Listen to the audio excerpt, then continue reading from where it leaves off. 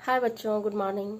आज मैं आप लोग को बताऊंगी कि लॉन्ग टर्म मेमोरी क्या है तथा इसकी क्या विशेषता है। लॉन्ग टर्म मेमोरी पर हमने चर्चा किया था। आज मैं विशेषता उसकी जो है विशेषता पर चर्चा करूंगी। लॉन्ग टर्म मेमोरी का विशेषता यदि हम चर्चा करें तो सबसे पहले लॉन्ग टर्म मेमोरी का मतलब दीर्घकालीन स्मृति है, और जिसमें कि इसको हम शॉर्ट में LTM भी कहते हैं।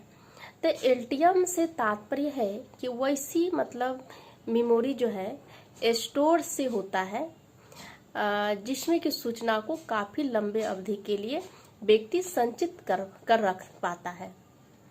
इस लंबे अवधि का जो है न्यूनतम समय सीमा 20 या 30 सेकंड से भी अधिक तथा अधिकतम सीमा कुछ भी निश्चित नहीं होता है।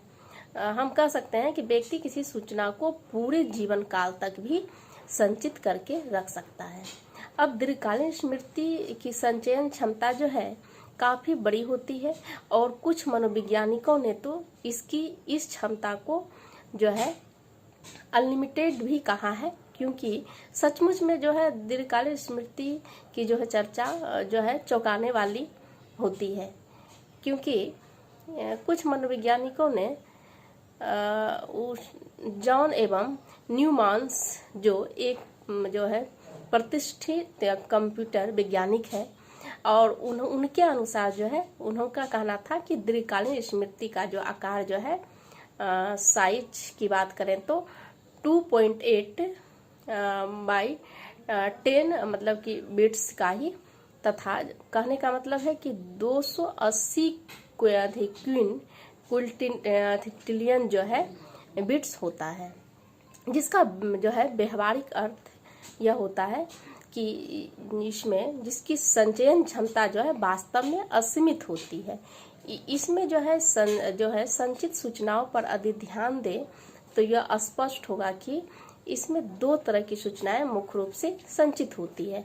पहला सूचना के आधार हम पहली संचित की सूचना का अधिक संबंध का कुछ वैसी सूचनाओं से होता है जो कि समय अवधि यानी सामयिक घटना के क्रम से संबंधित होता है, तथा दूसरी तरह की अधिसूचनाओं का संबंध कुछ वैसी सूचनाओं से है जो कि तरह तरह के संकेत एवं शब्दों के अर्थ आदि से ही संबंधित होते हैं।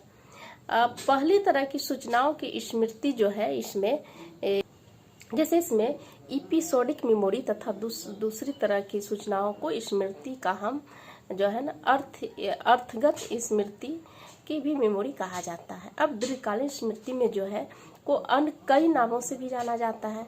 जैसे विलियम जॉन्स ने भी इसे गौण सेकेंडरी स्मृति भी कहा है, क्योंकि इस स्मृति में इस बात पर बल डाला गया है कि सूचनाओं इसे दूसरी संचयन क्षेत्र में पहुंचने के पहले यह एक अन्य जो है संचयन अवस्था में होकर निश्चित रूप से गुजरता है, जिसे कि STM या जो है प्राइमरी मेमोरी भी कहा जाता है। इसे दीर्घकालीन संचयन लॉन्ग टर्म स्टोर भी कहा जाता है, क्योंकि LTM में एकांशों का दैहिक संचयन जो है इसका होता है। इसमें लॉन्ग टर्म मेमोरी में सूचनाओं केंद्र तंत्रिका तंत्र और कुछ परिवर्तन लाती है, और यही कारण है कि व्यक्ति उन्हें लंबे समय तक याद रखने में समर्थ हो पाता है। इसमें जो होता है LTM में अधिकतर सूचनाएं ऐसी होती है जैसे व्यक्ति वर्तमान समय में उपयोग में नहीं ला पाता है। इस तरह का मेमोरी में जो है LTM के क्षेत्र मनोवैज्ञानिकों द्वारा किए गए अध्ययनों से इसकी कुछ विशेषता पर यदि हम चर्चा करें तो इस बात पर मतलब निर्भर करती है कि ये जो है LTM जो है न संचित सूचनाओं सापेक्ष रूप से अस्थायी होती है, तथा इसका मतलब यह है कि अनिश्चित रूप से लंबे समय के बाद भी LTM में सूचनाओं को जो है रिकॉल या पहचान व्यक्ति कर लेता है। और इसमें LTM में होता है कि संचित सूचना जो है मौलिक उद्दीपक से प्राप्त सूचनाओं को कॉपी जो नहीं हो पाती है, बल्कि इसमें जो है संचित सूचनाओं में कूट संकेतीकरण संकेत रूप में या अर्थ में ख्याल से व्यक्ति करता है। इस तरह से है मेमोरी में ही हम एलटीएम में जो अर्थपूर्ण सामग्री तथा महत्वपूर्ण सामग्री से जो संबंधित सूचनाओं को अधिक लंबे समय तक संचित करके रखा जाता है। इस जो तथ्य की जो है संपुष्टि ओबर तथा लाइट ने भी अपने अध्ययनों में आधार पर किया था। एलटीएम में जो है अर्थपूर्ण सामग्री तथा महत्वपूर्ण सामग्री से संबंधित सूचनाओं से अधिक जो है इसमें जो है उसी सूचनाओं को रखा जाता है या उसी घटनाओं से संबंधित होती है जिसमें कि इसके घटना या कार्य से अधूरा नहीं, या इसको कहने का मतलब है कि अधूरा नहीं हो पाती है।